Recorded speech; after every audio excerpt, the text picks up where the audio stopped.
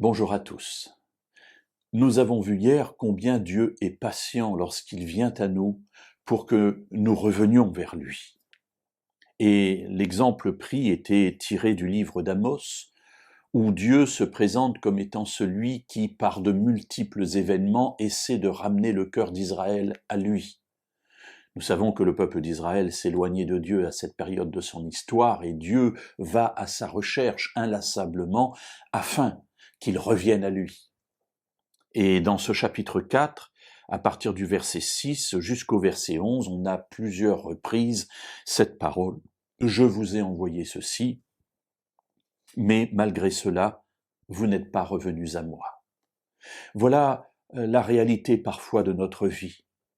Nous traversons des épreuves, des difficultés, et nous ne voyons pas au travers de tout cela l'immense bonté de Dieu qui, par là même, veut nous ramener à lui. Et la question qu'on s'était posée, c'est jusqu'à quand pouvons-nous pousser ainsi Dieu dans ses retranchements, à attendre finalement que nous nous tournions vers lui. Le verset 12 de ce chapitre 4 du livre d'Amos nous donne ainsi une éducation. C'est pourquoi. Voilà, après avoir fait toute cette série d'actions pour essayer, pour tenter de ramener Israël à lui, Dieu dit c'est pourquoi. Voilà, vous ne l'avez pas voulu, et bien maintenant voilà où on en est. C'est pourquoi voilà ce que je vais te faire, ô Israël, et puisque je vais te faire cela, prépare-toi à la rencontre de ton Dieu, ô Israël. Alors ce passage est très fort, parce qu'on ne sait pas encore ce qui va se passer, c'est ce qui va suivre, c'est l'annonce du départ d'Israël pour l'exil. Mais puisque tu n'as pas voulu revenir à moi, eh bien voilà ce que je vais te faire, ô Israël.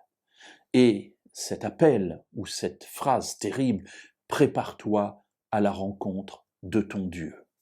Alors pourquoi est-ce que c'est terrible ?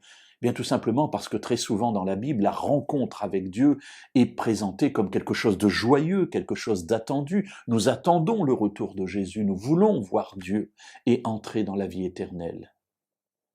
Mais lorsque nous entrons dans un conflit avec Dieu et que nous ne voulons pas entendre ses appels à la repentance, alors se présenter devant Dieu, ou plus exactement, voir Dieu se présenter devant nous, n'est pas là pour le bonheur, mais est là pour le malheur.